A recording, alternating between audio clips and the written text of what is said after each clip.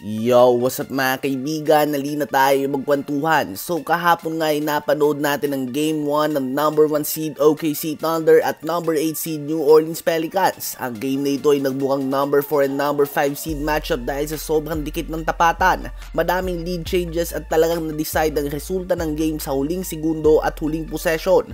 At dahil nga dito ay mas madami lang ang nagduda sa kakayahan ng OKC na panindigan ng expectations bilang ang number 1 seed sa napakalalim na Western Conference. Matapos ang regular season ay madami na ang duda sa kanilang magiging performance sa playoffs given na sila ang youngest team ever to secure a number 1 seed at madami nga sa kanila ang first timer sa playoffs. At bilang ang number 1 seed, ang expectation sa iyo ay championship or at least finals appearance. Ganun pa man, matapos ang game 1 ay mas napaduda lang nga ang mga fans sa kakalabasan ng playoffs ng OKC.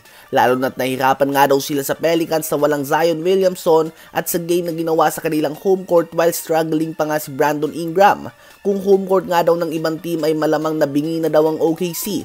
Tila ba nabingi umano ito sa kanilang sariling mga fans? Pasalamat nga daw sila at injured pa si Zion dahil malamang sa malamang ay kinalabaw na nga daw ni Zion ang manipis sa depensa ng OKC sa pinta.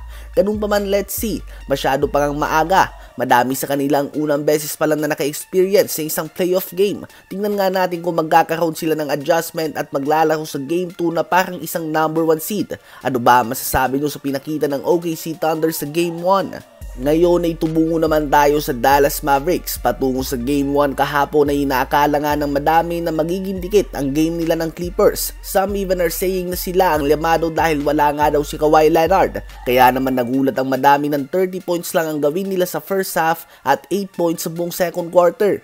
Ganun pa man, sa post-game interview ay kalmado nga si Kyrie Irving at sinabi na magandang hamon ito sa kanila. At may mga bagay nga daw sila na madadala patungo sa Game 2 na nalaman nila mula sa Game 1. Ngunit kung pagbabasehan nga natin ang kanilang demeanor ni Luka Doncic sa post-game interview ay pangiti-ngiti pa nga sila at tila ba hindi sila nag-aalala ng husto despite the bad game or bad first half. Si Kyrie nga ay bumawi sa third quarter kung saan nagtala siya ng 20 points on perfect 8 of 8 shooting sa field. Sa first half nga ay maalat ng kanyang shooting noong si Westbrook ang tumatao sa kanya. Ngunit habang namamaupo si Russ ay dito nga nagliyab ang former champion. Habang si Doncic naman ay sumunod din kay Kyrie at nag-init na din siya.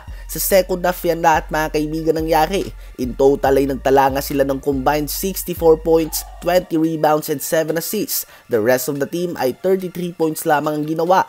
Kung silang dalawa lang nga ay mukhang na-figure out na nga nila ang depensa ng Clippers sa second half. Ngunit kailangan nga nila ng tulong mula sa kanilang mga teammates. Hindi nga magiging sapat ang pagiging Batman and Robin nila sa star-studded team na ito ng Clippers. Lalo na tiyak na meron na naman adjustment na gagawin si Coach Ty Lue patungo sa Game 2 at hindi din natin tiyak kung magiging handa na ba si Kawhi Leonard. At alam naman nating lahat na magiging game changer para sa Clippers ito. Sa tingin nyo ba ay makakaisa ang Mavs sa home court ng Clippers?